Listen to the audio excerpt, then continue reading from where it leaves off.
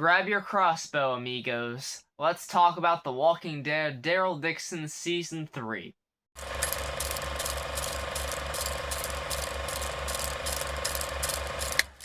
Hey guys, AGYT Abbott here. Welcome to my review for The Walking Dead Daryl Dixon Season 3. This is going to contain spoilers. This is a spoiler review right off the bat. So if you haven't seen all 7 episodes of this season, definitely click off and come back for the review because there's a lot of cool shit you do not want to be spoiled for.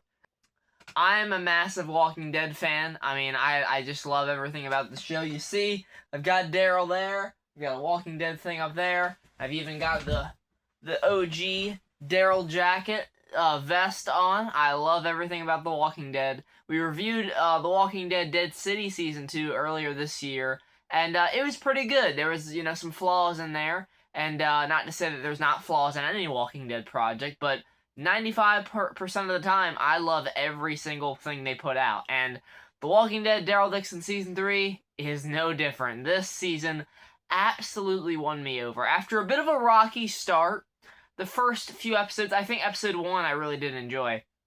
I saw a lot of people thought it was pretty slow, but I actually really enjoyed it. Going to England, meeting Stephen Merchant's character, that was pretty cool. Getting on the boat, and of course landing in Spain, getting attacked and raided by the Primitivos, the primitive people.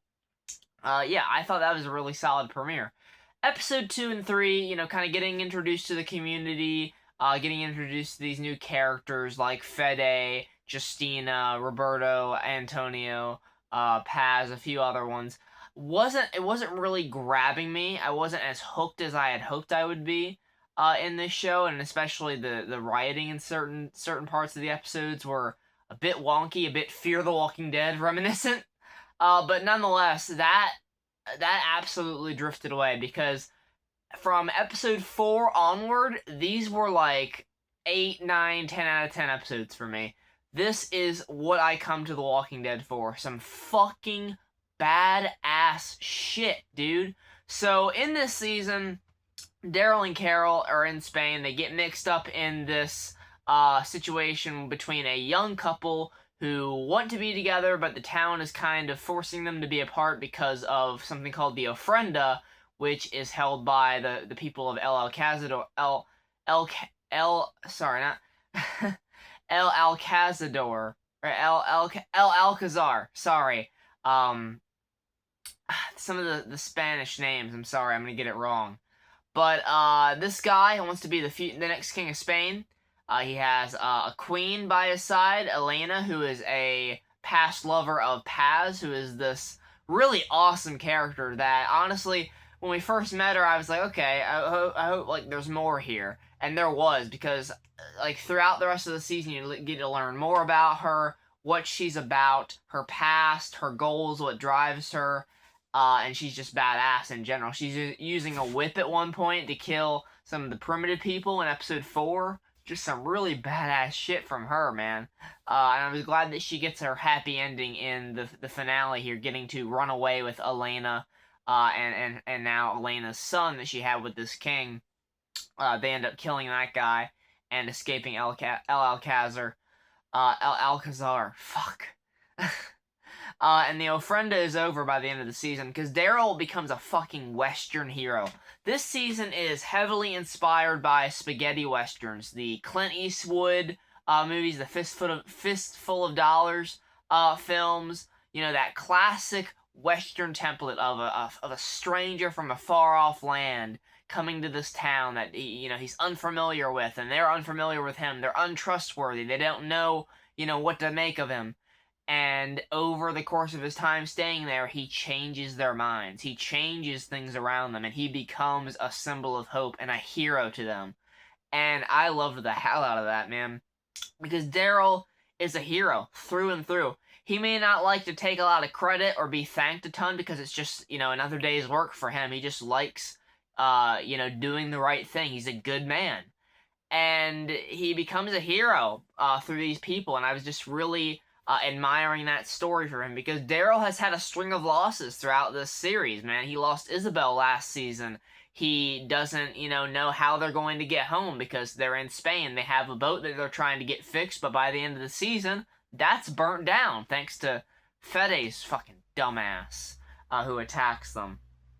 And it really, there's a lot of moments in the season where I was like, man, Daryl is just so hopeless, but at the same time so hopeful, because he just takes, he just takes life as it comes to him, and he sees this mission that he could go on to save this woman and reconnect these two young people.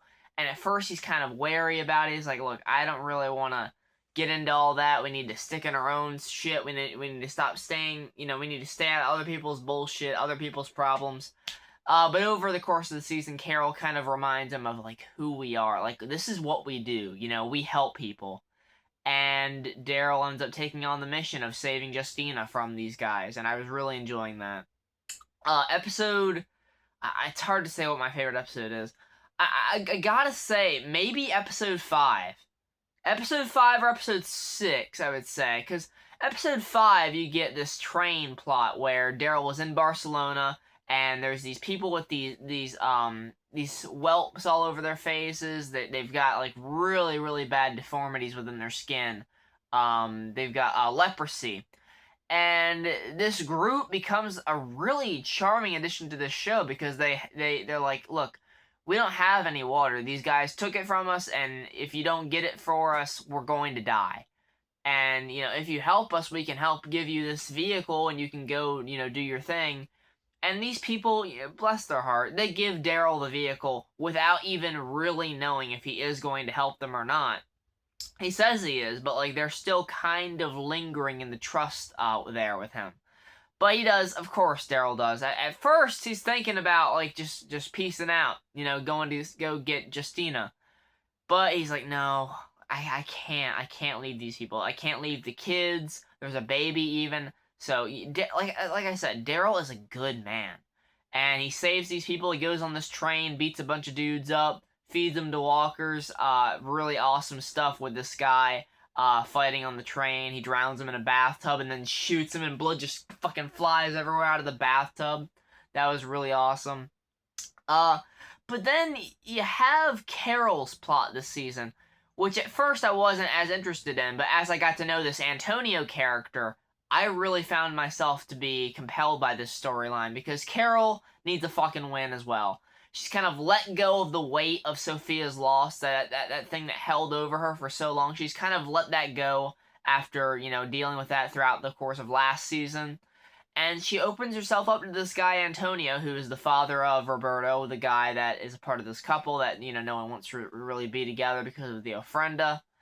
And Antonio goes into his backstory in episode 6, and that's why episode 6 is a strong contender for my favorite episode of the season. Because it's so fucking well done. Because this is a guy that loves movies. In episode 3, he's watching these old-timey movies, and Carol sits down and watches them with him, and he's like, people need to be reminded of how we were, and that's how they can do it, through film. And I really enjoyed that moment between them. And there's another great standout moment in this episode where we get a flashback through these videotapes that he has of his wife, Roberto's mother. And he was filming a documentary where they were trying to interview this politician, and things went bad. An explosion went off. I think it was maybe an assassination attempt on the guy, and it kills his wife. So he got his wife killed because she didn't want to be there. Like, she was getting nervous. She didn't like the situation, how many people were around, the danger of it all. And he kept pushing her to do it. He's like, come on, let's film this. Let's get a question. Let's ask him something. And she died. And he blames himself for that. And he couldn't even bring himself to tell Roberto. And this is also why the leader, the guy that is overseeing the town of Solaz, is really pissed at him, Fede. Who, the guy that plays Fede does a really fucking good job. Because, like, it was hard to get a read on it. I was like, man, is this guy a threat that we need to look out for later this season, or is he just this charming leader that has to do the bad things sometimes to help his community? And I think it's a bit of both. It kind of goes both ways. I don't like what he did. He sends Justina away to El Alcázar in order to kind of remain peace here in Solaz and not piss off the guy anymore, to make him want to abandon them and quit the alliance with Solaz. But at the same time, like, his people don't have a lot of resources. They don't have a lot going on there. And it's a tough world out here in the apocalypse. And sometimes we've seen our group do it in The Walking Dead. They've had to do some questionable acts, some really devious, dark shit. Carol and Daryl, who have been doing this for years, Norman Reedus and Melissa McBride, their chemistry still is just like, it just feels so like they fit like a glove together. It just feels like home, you know? I was really enjoying the Daryl flashbacks as well. I wish we got a little bit more expansion on that, to be honest. But other than that, I really did like them. Maybe we will see more expansion on the next season. Maybe even a cameo from Michael Rooker. That would be pretty cool. Overall, guys, badass action, awesome story, compelling characters. It had a bit of a rocky start, but it really won me over in the end, and eventually made me think, yeah, this is actually maybe better than Season 2. So, yeah, thanks so much for watching this review, guys. I'm giving Daryl Dixon Season 3 a 8 out of 10. I want to give it a 9. Fuck it, I'm giving it a 9 out of 10. Fuck it. I love The Walking Dead, alright? It was off to a rocky start, but it won me over, and it had just some awesome stuff in this season, man. I'm biased, clearly, because I'm a Walking Dead fan, but let me know what you guys thought of the season down in the comments below. Tell me who your favorite character is, what your favorite moments were, and yeah, with that, I will see you guys in the next one. Take care, and goodbye.